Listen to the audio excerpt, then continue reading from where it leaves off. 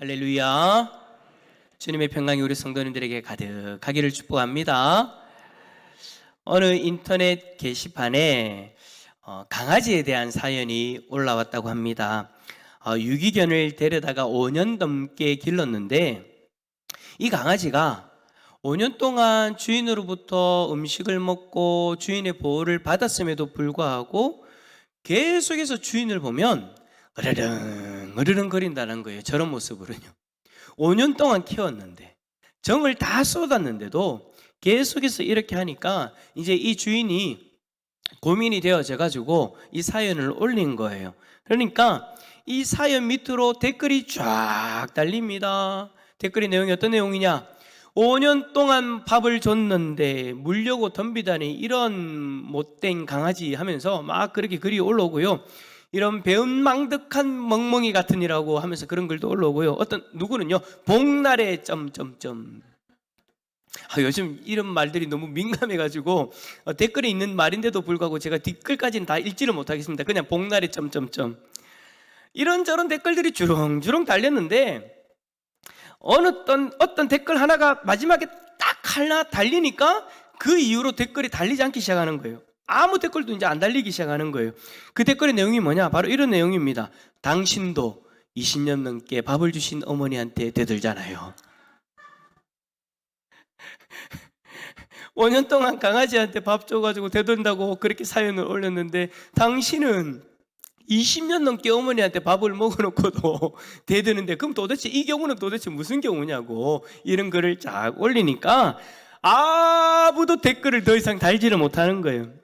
그래, 여러분 가만히 생각해 보면 강아지가 배은망덕한 것이 아니라 우리의 저런 모습이 배은망덕한 모습은 아닌가라는 그런 생각을 하게 되어집니다. 우리가 부모님에게 받은 은혜도 있고 또 수많은 사람들로부터 많은 은혜를 받았는데 그 은혜에 합당하지 못한 삶을 살아가는 모습이 참 많이 있죠. 로마의 철학자 세네카의 베품의 즐거움이라는 이 책에서는요, 배은망덕을 하게 되는 원인을 3가지 정도 이야기를 합니다. 첫 번째는 뭐냐? 지나친 자만심 때문이래요. 자만심. 이런 이들은 자신이 입은 그 은혜를 자신의 노력에 대한 대가다, 정당한 보상일 뿐이다 라고 그렇게 생각한다라는 겁니다. 그러니까 외려 자신의 가치를 제대로 인정해 주지 않는다면서 불평하고 은혜를 저버리게 된다라는 거죠. 그러니까 자신이 받은 은혜는 내가 잘났기 때문에, 내가 잘했기 때문에 받은 것이니 나는 이것에 대해서 더 이상 뭐 은혜를 갚을 필요 없다라고 생각하는 거예요. 두 번째 이유는 뭐냐?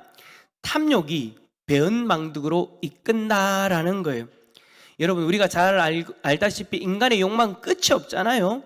끝이 없이 뻗어나가려고 하잖아요. 그래서 은혜로 얻은 이 어떠한 재물과 권력과 명예도 잠시 감사할 뿐 더 많은 것을 요구하기 때문에 은혜를 저버리게 된다라는 거예요.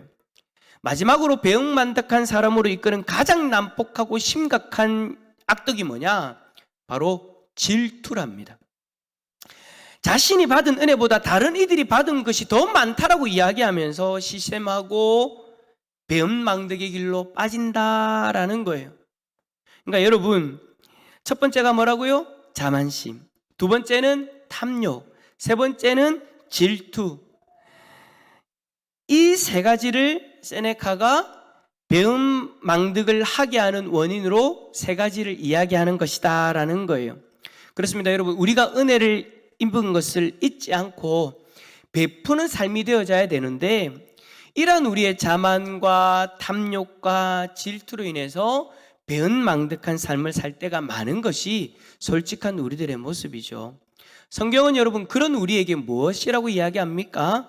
성경도 여러분 배은망덕한 삶을 경계합니다. 그렇게 해서는 안 된대요. 하나님께 은총을 입었으면 은총을 입은 자답게 베풀며 살아야 되는 거죠. 여러분, 예수님도 그런 말씀, 비유를 하셨잖아요. 상상을 초월할 만큼의 빚을 탕감받은 사람이 아주 사소한 그 금액을 빚진 자에게 탕감해 주지 못하면 안 된다. 마땅히 그것을 탕감해 줄 수 있어야 된다라고 그렇게 예수님은 비유하셨죠. 비유하며 말씀하셨죠. 이 비유는 결국 은총을 입었으면 입은 자답게 은총을 베풀며 살아라라는 그런 의미인 거잖아요. 여러분, 오늘 본문에도 보면 자신이 받은 은총을 제대로 갚고 제대로 베푸는 한 사람이 등장합니다. 그가 여러분 누구입니까? 바로 다윗이죠. 다윗이 여러분 왕의 몇 살이 됐을까요? 왕이 몇 살이 됐을까요? 몇 살이 됐을까요? 3살도 아니고 300도 아니고 30살입니다. 30살이 왕이 되어졌어요. 다윗이 왕이 되기 전까지 여러분 잘 아시는 것처럼 참 많은 어려움들이 있었잖아요. 참 오랫동안 인고의 시간을 보내야 했던 사람이 바로 다윗이었습니다. 누구 때문에 힘들었어요?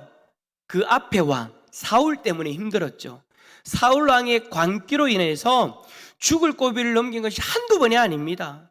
그런 다윗이, 그런 일을 경험한 다윗이 왕이 되더니 뭐라고 이야기하냐면 갑자기 사울 왕의 집안의 사람 중에 남은 사람이 있으면 찾아봐라라는 거예요. 사울 때문에 죽을 고생을 해서 왕이 되어진 이 다윗이 사울 집안의 사람을 찾는다. 여러분, 우리가 일반적으로 생각할 때는 무슨 이유 때문일까요? 원수를 갚기 위해서. 내가 이 사울 때문에 얼마나 고생했는데 사울 집안에 사람이 남아있으면 내가 좀 괴롭혀야 되겠다라는 생각에 그 집의 사람들을 찾을 것이다 라고 우리는 그렇게 생각하잖아요. 그런데 성경을 읽어보니까 그게 아니죠. 다윗은요, 자신이 받은 은총을 베풀기 위해서 사울의 집안에 남은 사람을 찾는다라고 그렇게 1절에 고백을 합니다. 그런데 여러분, 사실 다윗은요 사울에게 은총을 받은 것이 아니라 1절의 고백처럼 다윗은 요나단에게 은총을 받았습니다. 그래서 요나단으로 말미암아라고 이야기를 하면서 사울의 집에 남아있는 사람을 찾아라, 내가 그에게 은총을 베풀겠다라고 이야기를 하는 거예요. 그래서 찾아보니까 누구를 찾게 되어졌느냐? 요나단의 아들 무비보셋을 찾게 됩니다. 근데 여러분, 무비보셋을 찾고 보니까 참 이 무비보셋의 모습이요 너무 안타까워요. 어떤 모습으로 있느냐? 자기 집도 아니고 남의 집에 있으면서 두 다리를 절고 있습니다. 사무엘하 4장 4절에 보면 이렇게 되어져 있습니다. 무비보셋의 나이 5살 때 그를 돌보던 유모가 사울과 그리고 그 아버지 요나단의 죽음의 소식을 듣고 무비보셋도 혹여나 잘못될까 하여 그 어린 아이 무비보셋을 안고 급하게 도망가다가 그 아이를 떨어뜨린 거예요. 그 떨어뜨림으로 그 아이가 그때 이후로부터 두 발을 절게 된 거죠. 그런데 다윗이 왕이 되고 나서 그 무비보셋을 데려오라라는 거예요. 자초지정을 모르는 이 무비보셋은요, 여러분 어떤 마음으로 왔겠습니까? 내 할아버지 사울이 다윗을 그렇게 괴롭혔는데 다윗이 이제 왕이 되었으니 나는 이제 죽게 되었구나. 두려워하는 마음으로 다윗 앞으로 나와요. 그런데 여러분, 다윗이 말하죠. 뭐라고 말하느냐? 무서워하지 말라. 그리고는 그 무비보셋을 자신의 아들처럼 대우를 해줍니다. 여러분, 다윗의 이 모습을 보면서 보는 우리의 마음이 어떻게 되어집니까? 훈훈하죠. 그래 다윗인데 이렇게 해야 되지. 그래, 이게 정말 은혜를 아는 사람의 모습이지. 야, 이런 모습이 우리들 가운데 있으면 좋겠다라는 여러분 그런 바람들도 생기잖아요. 예, 그렇습니다. 은총을 받았으면요, 은총을 베푸는 게 당연한 거예요. 하지만 앞에서 이야기한 것처럼 자만과 탐욕과 질투가 우리의 마음을 지배하게 되어지면 우리는 이러한 모습을 잃어버리게 되어집니다. 요즘 세상을 보면 참 마음이 아파요. 왜요? 바로 이러한 모습을 잃어버리기 때문에. 배은망덕한 모습이 마치 당연한 것처럼 은혜를 받았는데 자신이 받은 은혜를 갚으려고 하지 않아요. 은혜를 받았음에도 불구하고 그 은혜를 잊어버리고 그렇게 살아가요. 오히려 은혜를 베풀어 준 사람에게 더 아픔을 남겨주는 것이 요즘 모습은 아닌가라는 그런 안타까운 마음을 우리가 가지게 되어집니다. 예수님은 우리에게 이 배은망덕한 모습이 아니라 다윗과 같이 은총을 받았으면 은총을 베푸는 자가 되기를 원하십니다. 자, 그렇다면 예수님이 기뻐하시는 이 모습, 은총을 받았으면 은총을 베푸는 이 모습으로 살기 위해서 여러분, 우리에게는 어떤 모습이 필요할까요? 어떻게 하면 될까요? 저는 오늘 본문을 보면서 세 가지를 정도를 발견하게 되어집니다. 첫 번째는 뭐냐? 따라서 합시다. 기억해야 합니다. 자, 옆에 있는 분 바라보면서 한번 좀 그 마음이 있으면 마음을 좀 담아서 한번 이야기해 보세요. 기억해야 합니다. 시작. 아마 지금 부부끼리 앉아 계시면 눈에 힘이 들어가실 수도 있어요. 아, 내가 그토록 해줬는데 왜 기억 못하냐고. 기억해야 됩니다. 자, 1절 말씀 한번 읽어봅시다. 1절입니다. 시작. 다윗이 이르되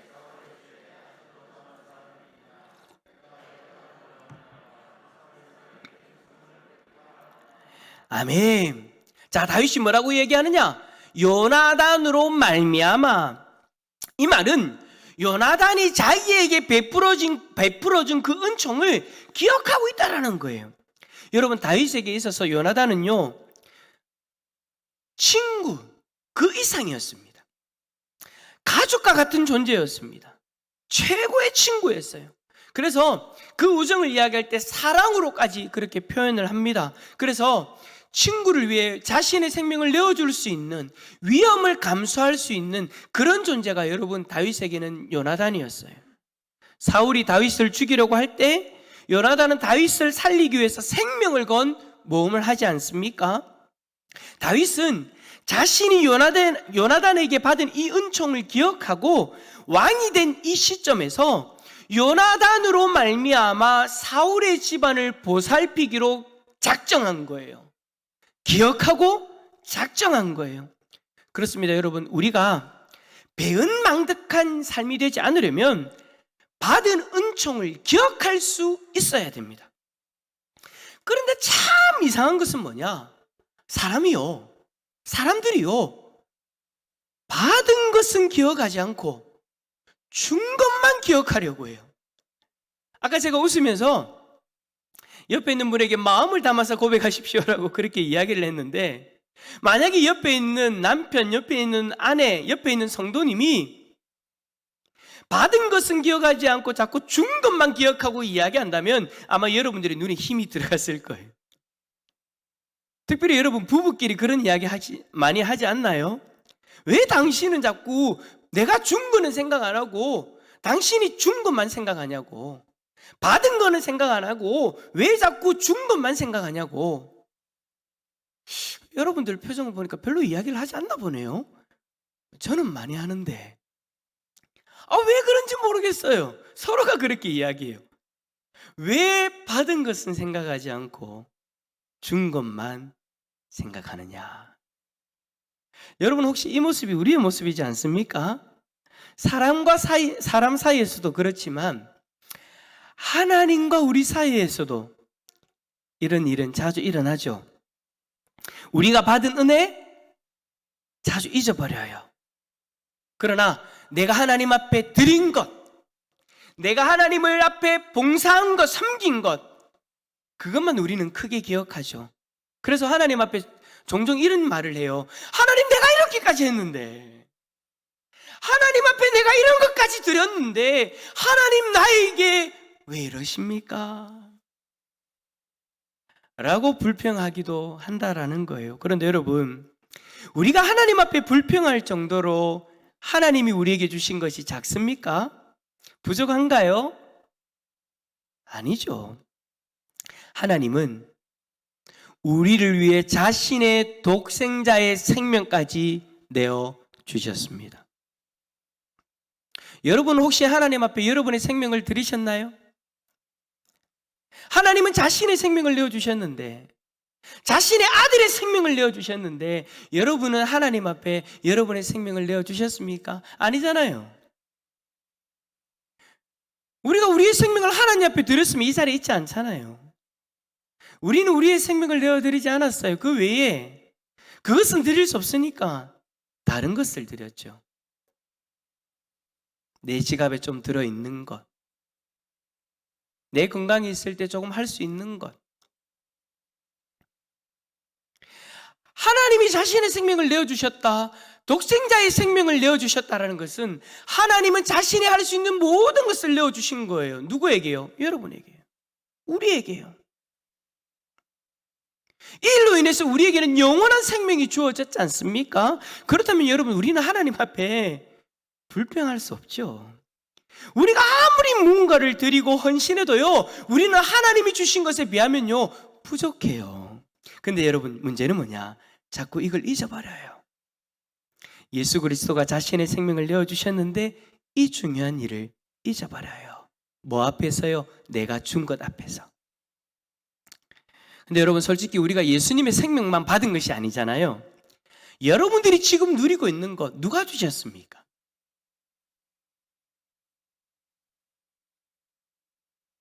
몰라서 대답을 안 하는 겁니까? 설교 시간에 대답하려니까 좀 뻘쭘해서 안 하시는 겁니까? 누가 주셨습니까? 하나님 주셨잖아요. 아멘이십니까? 하나님이 지금 우리가 누리고 있는 모든 것을 다 주셨어요. 만약 여러분이 세네카가 이야기한 것처럼 지금 가지고 있는 모든 것이 나의 노력으로 말미암아 주어진 것이다 라고 여러분이 만약에 자만하신다면 하나님 앞에서 그 은총을 잊어버리고 배은망덕한 인생으로 살아가고 있겠죠. 사랑하는 성도 여러분, 오늘 이 시간 여러분이 하나님 앞에 받은 그 은총을 한번 떠올려 보시길 바랍니다. 기억해 보시기를 바랍니다. 다윗이 기억했던 것처럼 하나님이 여러분에게 내어주신 그 수많은 은총들을 기억하시기를 바랍니다. 오늘 제가 여러분에게 부탁하고 싶은 것이 한 가지가 있는데, 그것이 무엇이냐면, 오늘 예배가 마치고 나서 집으로 가시잖아요. 그러면 혼자만의 한번 시간을 좀 가져보십시오. 그리고 종이 하나를 꺼내시고 연필 하나를 딱 잡으셔서 내가 하나님 앞에 받은 은총을 한 가지 기억해 보십시오. 떠올려 보십시오. 적어 보십시오. 처음에는 힘들 거예요. 예수님이 나의 생명을 위해 주셨다, 생명을 내어 주셨다. 그 다음에 처음엔 기억이 잘 나지 않을 수 있어요. 왜냐하면 우리가 평소에는 그것을 생각하지 않고 지냈으니까. 근데 여러분, 조용히 한 1시간 정도, 아니 더 시간이 필요하다면 더 많은 시간을 들여서 한번 떠올려 보십시오. 그리고 잃어버린 그 기억을 다시 한번 살려 보십시오. 적어 보세요. 그러면요, 처음에는 힘들죠. 하나하나 적다 보면은요, 저는 그런 분도 봤어요. 눈물을 흘리기까지 할 수도 있어요. 내가 하나님 앞에 받은 은혜가 이렇게 많았나? 하나님이 나에게 베풀어 주신 은총이 이렇게도 컸나? 오늘 꼭 집으로 가셔서 꼭 시간을 내어보시길 부탁을 드립니다. 여러분, 그 은총을 받았으니 그 은총을 베푸는 삶을 살아야 되는 것이 마땅한 것이죠. 받은 은총을 기억하고 받은 은총을 베푸는 자리로 나아갈 수 있기를 축복합니다. 옆에 있는 분에게 그거 고백합시다. 기억하세요. 자, 두 번째로 여러분, 은총을 베풀기 위해서는요, 따라서 합시다. 찾아야 합니다. 찾아야 합니다. 어떤 일은요, 하나님께 받은 은총이 있고 또 사람들에게도 받은 은총이 있는데 그 은총에 보답하겠다라고 이야기는 하면서 기다려요. 무엇을 기다리느냐? 때를 기다려요. 내가 만족할 만한 때를 기다려요. 이 정도는 돼야 내가 이 은총을 갚을 수 있지. 기회를 기다려요. 이런 기회가 와야 내가 은총을 갚을 수 있지 라면서 계속해서 기다리다 보니까 시간이요 10년, 20년, 30년이 지나가요. 근데 여러분, 다윗은요 달랐어요. 다윗은 자신이 은총을 베풀 수 있는 기회를 기다리지 않았어요. 베풀기 위해서, 그 은총을 베풀기 위해서 10년, 20년, 30년 만족할 만한 그때까지 기다리지 않았어요. 어떻게 합니까? 찾아 나섭니다. 여러분, 정말 받은 은총에 감사해서 그 은총을 갚기를 원하신다면 기다려서는 안 됩니다. 다윗처럼 찾아 나서야 됩니다. 지금 우리가 은총을 베풀기 위해서 움직여야 된다라는 거예요. 내가 할 수 있는 것만큼 하면 되잖아요. 근데 여러분, 우리가 더 많이, 더 풍성하게 자꾸 우리가 할 수 없는 영역까지 그렇게 우리가 생각하다 보니까 그 은총을 갚지 못하고 있는 거예요. 여러분, 하나님은요, 여러분이 뭔가 대단한 것을 가져오기를 원하지 않으세요.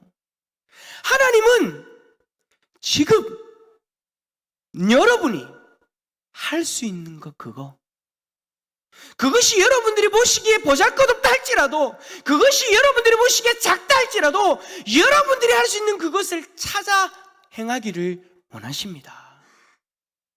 여러분들이 보기에는 아이고 하나님 이거 갖고 되겠습니까? 네!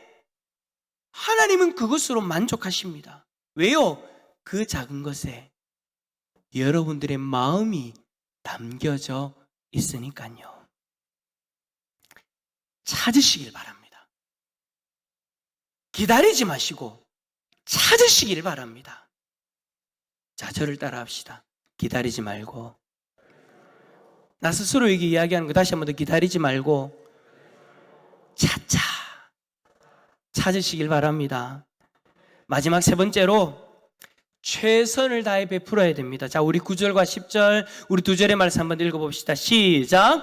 왕의 사울의 시종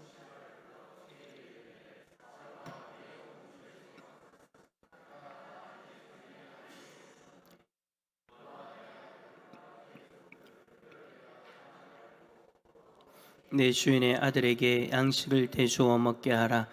그러나 내 주인의 아들 무비보셋은 항상 내 상에서 떡을 먹으리라 하니라. 시바는 아들이 15명이요 종이 20명이니라. 아멘. 자, 여러분, 다윗이 무비보셋을 찾았어요. 데리고 왔어요. 그 다음 어떻게 했느냐? 사울과 그의 온 집에 속했던 그 모든 것, 여러분, 왕이 되어지면 솔직히 다윗의 것이 되어지는 거예요. 그 모든 것을 무비보셋에게 다 줍니다. 자신이 받은 그 은총을 베풀기 위해서, 갚기 위해서 자신이 할 수 있는 최선의 것을 주는 거예요. 여러분, 사울의 제사만 주는 것이 아니라 어떻게 하느냐? 무비보셋은 앞으로 나와 항상 함께 식사를 같이 할 것이다. 여러분, 무슨 말이에요? 왕과 함께 식사를 할 수 있는 사람은요, 가족밖에 없었어요. 무비보셋을 왕자로서 그 권세를 회복시켜 주는 거예요. 이제 여러분, 무비보셋은 왕의 가족이나 마찬가지인 거예요. 다윗은 은총을 베풀 때 최선을 다했습니다. 자신이 할 수 있는 모든 것을 다했습니다. 여러분, 받을 은총을 기억하고 그 은총을 베풀 일을 찾았다면 최선을 다해 베풀 수 있기를 축복합니다. 문학가 오스카 와일드의 단편선 중에 있는 내용 한 가지를 마지막으로 소개해드립니다. 이 이야기에는 예수님이 등장합니다. 예수님이 여러분 한 주정꾼을 만났대요. 근데 그 주정꾼이 거의 폐인과 같이 폐인이 다 된 젊은이였습니다. 그래서 예수님이 물어봅니다. 왜 이런 생활을 하고 있어? 라고 그렇게 물어봤더니 주정꾼이 이렇게 대답합니다. 당신이, 예수님을 향해서, 당신이 내가 절름발이었을 때 나를 일으켜서 걷게 해주었지 않습니까? 그러나 그런들 무엇합니까? 걸어서 무엇을 먹고 살라는 말입니까? 그동안 직업을 구해봤는데 만족할 만한 직업이 하나도 없어서 내 인생이 이렇게 되어졌습니다 라고 그렇게 말하는 거예요.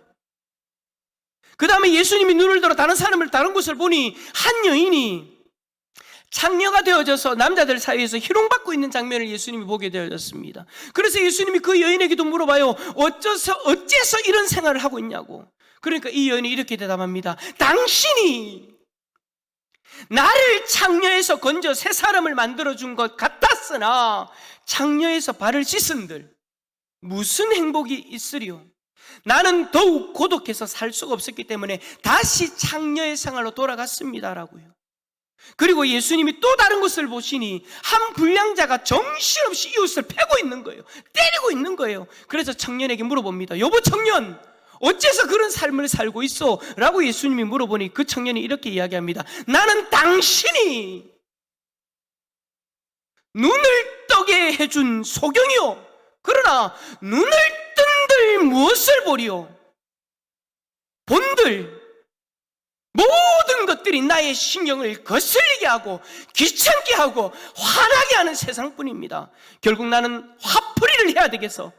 지나가는 사람들마다 마구 때리고 이렇게 살아가고 있어. 여러분, 이들은 성경에 나오는 예수님에게 은총을 받은 자들입니다. 그런데 오스카 와일드는 이런 상상을 해보는 거예요. 이런 은총을 받았는데 이들이 이 은총을 잃어버리고 살아간다면 이들이 과연 어떤 모습일까? 아, 이런 모습이겠구나.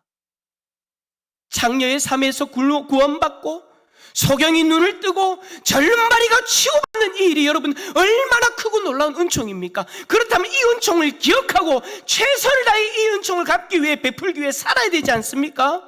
어떻게 하면 이 은총을 갚을 수 있을까? 고민하고 최선을 다해 은총을 베풀며 살아야 되지요. 하지만 이 은총을 망각한 채 살아가면 저와 여러분이 오늘 이 오스카 와일드의 단편선에 등장하는 주인공이 되어질 수 있다라는 거예요. 사랑하는 성도 여러분, 말씀을 정리합니다. 우리는 하나님과 사람들에게 은총을 입고 살아가는 자들입니다. 그렇다면 여러분, 우리는 그 은총을 매 순간마다 기억하고 은총을 베풀기 위해 찾고 최선을 다해 은총을 베풀어야 되지 않겠습니까? 이러한 삶이 하나님이 기뻐하시는 삶이고 사람다운 삶인 것이죠.